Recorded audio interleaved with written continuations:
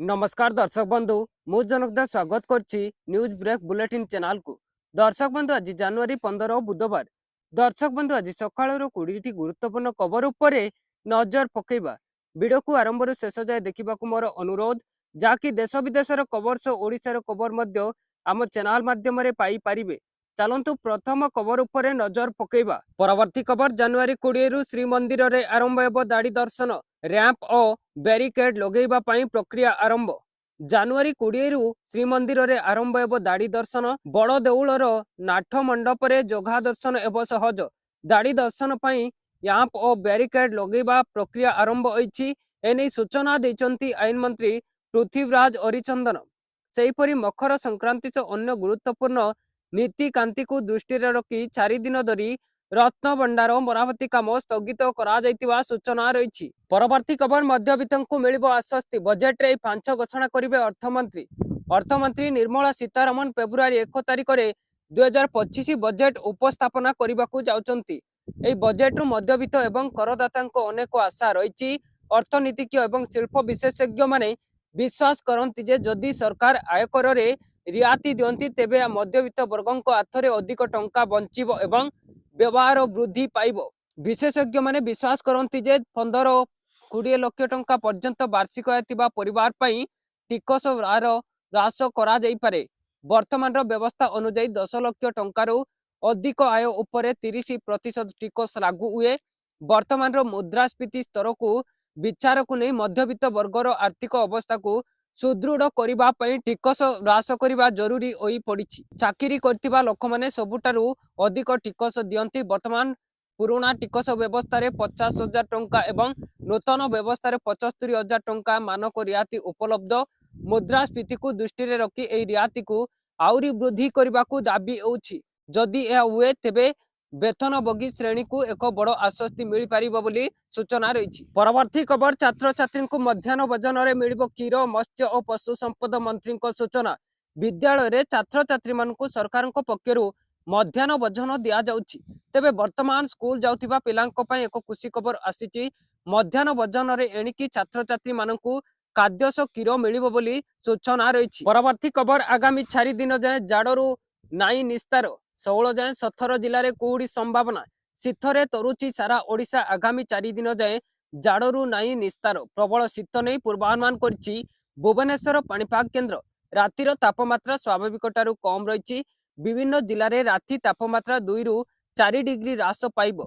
गत 24 घंटे समतल अंचल रे फुलबाणी रे सर्वनिम्न तापमात्रा 10 डिग्री रेकर्ड होइतिबा बेले पार्वत्य अंचल रे जी उदयगिरी टारे तापमात्रा 7 डिग्री रही सूचना रही। परवर्ती खबर सबु पंचायत रे कलिबो आयुष्मान आरोग्य मंदिर। आयुष्मान प्रसंग को नहीं पूर्व सरकार को मुख्यमंत्री को टार्गेट रही। आयुष्मान प्रसंग को नहीं बर्षिले मुख्यमंत्री मोहन चरण माझी पूर्व बीजेडी सरकार को टार्गेट कले मुख्यमंत्री।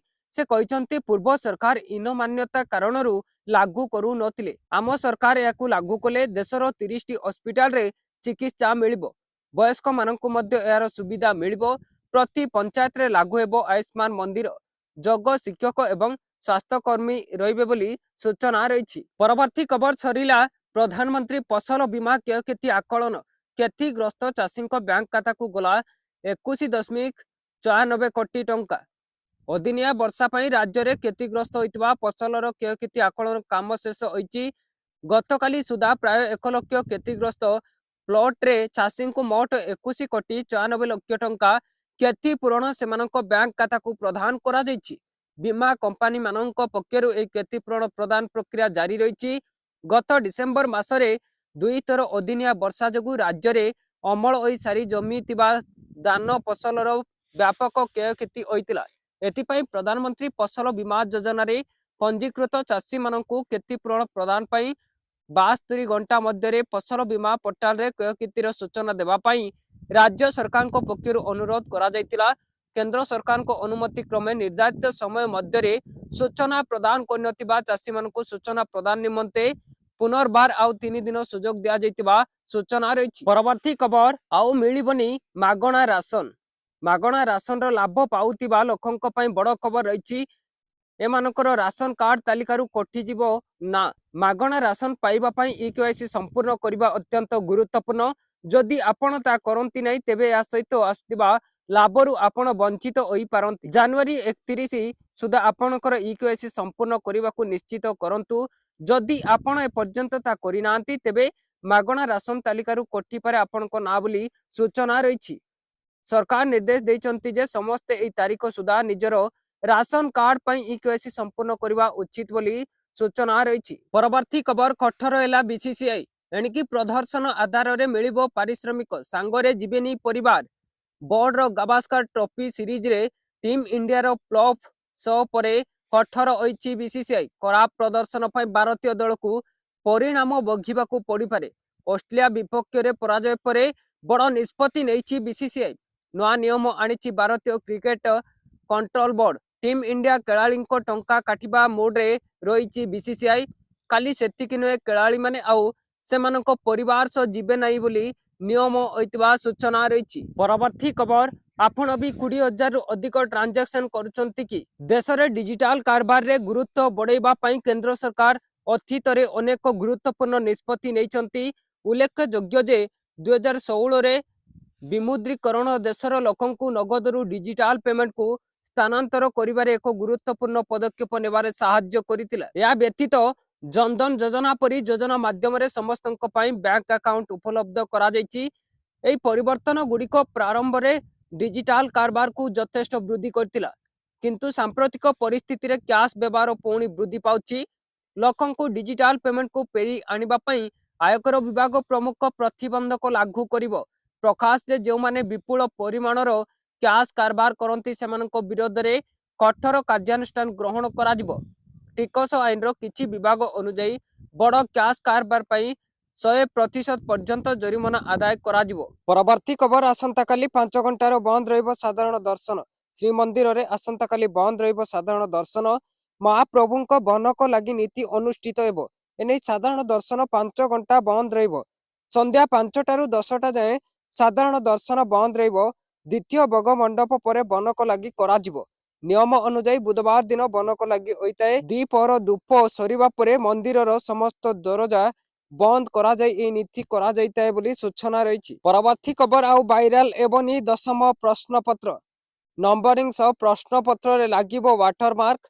प्रश्नपत्र वायरल को रोकिबाकू बोर्ड भिन्न पदक्षेप। मैट्रिक प्रश्नपत्र रे एणिकी लागिबो बारकोड। 10म प्रश्नपत्र वायरल रोकिबाकू बोर्ड पक्षरु एबोली पदक्षेप निया जायतिबा कोआ जायछि। बारकोड सहित सिक्यूरिटी कोड 10म श्रेणी परीक्षा प्रश्नपत्र रे नंबरिंग करा जिवो बोली सूचना रही। तेबे नंबरिंग सहित प्रश्नपत्र रे वाटरमार्क मध्य लागि रहबो बोली खबर मिलिछि। परवर्ती खबर असिनांक विसा वृद्धि बांग्लादेश को ओडुआ पखौची चाप। छात्रंक नेतृत्व रे एक विशाल आंदोलन और प्रतिवाद करा जायतिला। केवल आंदोलन होइतिला ता नुहे बरं पड़ा जला एबा सहित प्रधानमंत्री सरकारी बासभवन को आंदोलनकारी माने दसई पशिथिले। स्थिति अणायत होउतिबा देखिबा परे वायुसेनार स्वतंत्र विमान रे भारत चली आसतिले शेख हसीना। अवश्य परवर्ती समय रे हसीना ब्रिटेन और रूसिया जीवा नहीं चर्चा होउतिला। एले विसा न मिलिबारु से भारत रे रहिले बोली सूचना रही। परवर्ती खबर खूब शीघ्र बीएसकेवाई दुर्नीतिर एवं तदंत। बीजेडी कोइला तदंत तदंत कहूची एले रिपोर्ट आसुनी। खूब शीघ्र बीएसकेवाई दुर्नीतिर एवं तदंत एभली प्रतिक्रिया रखिचंती आईन मंत्री पृथ्वीराज हरिचंदन। पूर्वर विभिन्न स्थान में विजु स्वास्थ्य कल्याण कार्ड ताई भी लोके प्रत्याख्यात होउतिले। बहुत स्थान में लोके शोषित होउतिले। पूर्व सरकार अनेक लोक दुर्नीति रे संपृक्त थिले। से बाबद में खूब शीघ्र तदंतर प्रक्रिया आरंभ हेबो बोली पृथ्वीराज हरिचंदन कहितबा सूचना रही। परवर्ती खबर पान कार्ड को नहीं आसिला बड़ खबर। आधार कार्ड पर एक पान कार्ड मध्य जरूरी। जेते बेले आपण एक बैंक अकाउंट खोलंती किंबा सरकारी योजना गुड़िकरे आवेदन करने को चाहती आपण को प्रायतः आपणकर पान कार्ड एक कॉपी प्रदान करने को पड़िबो। ग्रामांचल और अर्ध सहरांचल रे बास करथिबा लोकंक पई एक पान कार्ड पई आवेदन करबा एक चैलेंज होई पारे। एही प्रक्रिया को सहज करने को आयकर विभाग एक डिजिटल पान कार्ड रो विकल्प उपस्थापन करिछि। आपण निकटस्थ खुचरा दुकान परिदर्शन करी एक डिजिटल पान कार्ड पाई परिबे एवं ଏହା କରିବାକୁ ପ୍ରାୟ 2 ଘଣ୍ଟା ସମୟ ଲାଗେ ବୋଲି ସୂଚନା ରହିଛି। ପରବର୍ତ୍ତୀ ଖବର, ୟୁନୁସ ସରକାରଙ୍କ ଡାକରା ପରେ କଡ଼ା ଜବାବ ଦେଲା ଭାରତ। ଭାରତ ଏବଂ ବାଂଲାଦେଶ ମଧ୍ୟରେ ସମ୍ପର୍କ କ୍ରମାଗତ ଭାବେ ଖରାପ ହେବାରେ ଲାଗିଛି। ସୀମା ସମ୍ବନ୍ଧୀୟ ପ୍ରସଙ୍ଗରେ ସୋମବାର ଦିନ ବାଂଲାଦେଶର ଡେପୁଟି ଉଚ୍ଚାୟୁକ୍ତ ନୁରାଲ ଇସଲାମଙ୍କୁ ମଧ୍ୟ ବୈଦେଶିକ ବ୍ୟାପାର ମନ୍ତ୍ରଣାଳୟ ଡକାଇଛି। ବୈଦେଶିକ ବ୍ୟାପାର ମନ୍ତ୍ରଣାଳୟ ପକ୍ଷରୁ ଡାକରା ପରେ ନୁରାଲ ଇସଲାମ ମଧ୍ୟ ମନ୍ତ୍ରଣାଳୟର ଦକ୍ଷିଣ ବ୍ଲକରୁ ବାହାରୁଥିବାର ଦେଖିବାକୁ ମିଳିଥିବା ସୂଚନା ରହିଛି। ପରବର୍ତ୍ତୀ ଖବର, ମଣ୍ଡି ଖୋଲିଛି ହେଲେ ଟାର୍ଗେଟ ନାହିଁ। ପଡ଼ୋଶୀ ଆନ୍ଧ୍ରପ୍ରଦେଶକୁ ଚାଲି ଯାଉଛି ଓଡ଼ିଶା ଧାନ। ଚାଷୀଙ୍କୁ ହନ୍ତସନ୍ତ କରୁଛି ମଣ୍ଡି ଅବ୍ୟବସ୍ଥା। ଗଞ୍ଜାମର ଅନେକ ବ୍ଲକରେ ମଣ୍ଡି ଖୋଲିଛି, କିନ୍ତୁ ମିଲରଙ୍କୁ ଟାର୍ଗେଟ ମିଳିନାହିଁ। ତେଣୁ ଧାନ କିଣା ସ୍ୱାଭାବିକ ହୋଇପାରୁନି। ମଣ୍ଡି ଉପରେ ଚାଷୀଙ୍କ ଭରସା ପାଉନାହିଁ। ଆଉ ଏହାର ଫାଇଦା ଉଠେଇ ଶାଗ ମାଛ ଦରରେ ଚାଷୀଙ୍କ କଷ୍ଟ ଉପାର୍ଜିତ ଅମଳକୁ କିଣି ନେଉଛନ୍ତି ଆନ୍ଧ୍ର ବେପାରୀ ବୋଲି ସୂଚନା ରହିଛି। ପରବର୍ତ୍ତୀ ଖବର, ପେଟିଏମର ବଡ଼ ଘୋଷଣା, କ୍ରେଡିଟ୍ କାର୍ଡରୁ କରିପାରିବେ ପେମେଣ୍ଟ। ପ୍ରୟାଗରାଜରେ ଚାଲିଥିବା ମହାକୁମ୍ଭ ମେଳା ସମୟରେ ଡିଜିଟାଲ ପେମେଣ୍ଟକୁ ସହଜ କରିବା ପାଇଁ ପେଟିଏମ ଏକ ନୂଆ ସାଉଣ୍ଡ ବକ୍ସ ଏବଂ କ୍ୟୁଆର କୋଡ ସିଷ୍ଟମ ଲଞ୍ଚ କରିଛି। ପେଟିଏମ ବର୍ତ୍ତମାନ ଭବ୍ୟ ମହାକୁମ୍ଭ କ୍ୟୁଆର ଲଞ୍ଚ କରିଛି, ଯାହା ବ୍ୟବସାୟୀ ଏବଂ ଭକ୍ତମାନଙ୍କୁ ସହଜରେ ପେମେଣ୍ଟ କରିବାରେ ସାହାଯ୍ୟ କରିବ। ସବୁଠୁ ବଡ଼ କଥା ହେଉଛି ଏବେ ୟୁପିଆଇ ଏବଂ ୟୁପିଆଇ ଲାଇଟ୍ ବ୍ୟତୀତ କ୍ରେଡିଟ୍ କାର୍ଡ ଏବଂ ରିପେ ପେ କାର୍ଡ ମଧ୍ୟରେ ମଧ୍ୟ ପେମେଣ୍ଟ କରାଯାଇପାରିବ ବୋଲି ସୂଚନା ରହିଛି। ପରବର୍ତ୍ତୀ ଖବର, ମାର୍ଚ୍ଚରେ ମିଳିବ ପକ୍କା ଘର। ଖୁବ୍ ଶୀଘ୍ର କେନ୍ଦ୍ରକୁ ତାଲିକା ପଠାଇବ ରାଜ୍ୟ। ରାଜ୍ୟରେ ଲକ୍ଷ ଲକ୍ଷ ଗରିବ ପରିବାର ପକ୍କା ଘର ଖଣ୍ଡେ ପାଇବାକୁ ଅପେକ୍ଷା କରି ରହିଛନ୍ତି। ସରକାର କେବେ ସେମାନଙ୍କୁ ସହାୟତା ଯୋଗାଇ ଦେବେ ଏନେଇ ଅନେଇ ବସିଛନ୍ତି। ଏହାରି ଭିତରେ ପକ୍କା ଘର ଅପେକ୍ଷାରେ ଥିବା ଲୋକଙ୍କ ପାଇଁ ଖୁସି ଖବର ଦେଇଛନ୍ତି ପଞ୍ଚାୟତ ରାଜ ମନ୍ତ୍ରୀ। ଅସହାୟ ଗରିବ ମୁଣ୍ଡ ଉପରେ ଛାତ ନଥିବା ଲୋକଙ୍କୁ 2 କୋଟି ପକ୍କା ଘର ଦିଆଯିବ ବୋଲି ପ୍ରଧାନମନ୍ତ୍ରୀ ଘୋଷଣା କରି ସାରିଛନ୍ତି। ହେଲେ ଓଡ଼ିଶାର ଭାଗ କେତେ ପଡ଼ିବ, କେତେ ଲୋକଙ୍କୁ ପକ୍କା ଘର ଦେବ କେନ୍ଦ୍ର, ଯାହାକୁ ନେଇ ଦ୍ୱନ୍ଦ୍ୱ ଲାଗି ରହିଛି। ଆଉ ଏସବୁ ଭିତରେ ବଡ଼ ସୂଚନା ଦେଇଛନ୍ତି ପଞ୍ଚାୟତ ରାଜ ମନ୍ତ୍ରୀ ରବି ନାୟକ। କହିଛନ୍ତି ଖୁବ୍ ଶୀଘ୍ର କେନ୍ଦ୍ରକୁ ପକ୍କା ଘର ତାଲିକା ଦେବ ରାଜ୍ୟ ବୋଲି ସୂଚନା ରହିଛି। ପରବର୍ତ୍ତୀ ଖବର, କୋରାପୁଟରେ ବୁଲା କୁକୁର ଆତଙ୍କ। 2024ରେ କୁକୁର କାମୁଡ଼ାରେ ଆହତ ହୋଇଛନ୍ତି 6000 ଲୋକେ। ଦଳ ଦଳ ହୋଇ ଘୁରି ବୁଲୁଛନ୍ତି ବୁଲା କୁକୁର। ରାସ୍ତାଘାଟ, ସାଇ ଗଳି ସବୁଠି ସେମାନଙ୍କ ରାଜ। ଛୋଟ ପିଲା ତ ଦୂରର କଥା, ବଡ଼ ଲୋକଙ୍କୁ ବି ଛାଡୁ ନାହାନ୍ତି। କାହାକୁ କେତେବେଳେ କାମୁଡୁଛନ୍ତି କିଛି ଠିକ ଠିକଣା ନାହିଁ। କିଛି ଦିନ ତଳେ ଜୟପୁର ବ୍ଲକର ପୁପୁ ଗାଁର ଜଣେ ଶିଶୁ ନିଜ ମାମୁଁକୁ ଡାକିବା ପାଇଁ ଘରୁ ବାହାରିଥିବା ବେଳେ ରାସ୍ତାରେ 5ଟି କୁକୁର ତାକୁ ଝୁଣି ପକେଇଥିଲେ।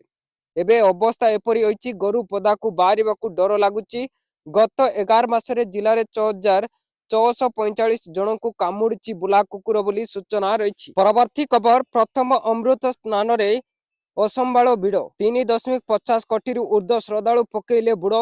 ପ୍ରୟାଗରାଜ ମହାକୁମ୍ଭ 2025ରେ ମକର ସଂକ୍ରାନ୍ତି ଅବସରରେ ପ୍ରଥମ ଅମୃତ ସ୍ନାନ ପର୍ବ ଉପଲକ୍ଷେ ତ୍ରିବେଣୀ ଘାଟରେ ସ୍ନାନ ପାଇଁ ଭକ୍ତଙ୍କ ସୁଅ ଛୁଟୁଛି। କୁହାଯାଉଛି ଯେ ପ୍ରଥମ ଅମୃତ ସ୍ନାନ ପର୍ବରେ 3.50 କୋଟିରୁ ଅଧିକ ସନ୍ଥ ଏବଂ ଶ୍ରଦ୍ଧାଳୁ ସଙ୍ଗମରେ ଆସ୍ଥାର ବୁଡ଼ ପକାଉଛନ୍ତି। ଏହି ସୂଚନା ମୁଖ୍ୟମନ୍ତ୍ରୀ ଯୋଗୀ ଆଦିତ୍ୟନାଥ ଦେଇଥିବା ସୂଚନା ରହିଛି।